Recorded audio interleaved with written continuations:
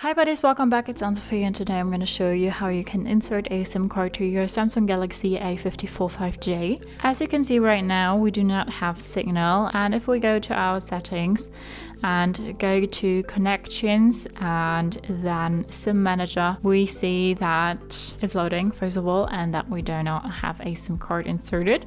So we'll go ahead and look for the SIM card tray on this phone, and it seems like it's the one up here.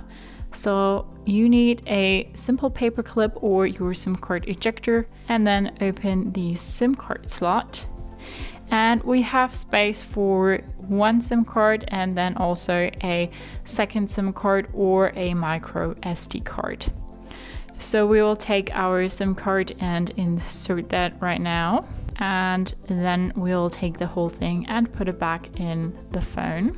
So now the first thing we need to do is to unlock our SIM card, and now we're back in the phone and it takes a second, and now we're back in the SIM manager. You see SIM1 Kongster, our number, and that we have signal, so we can now make phone calls, send SMS and whatever else. If you want to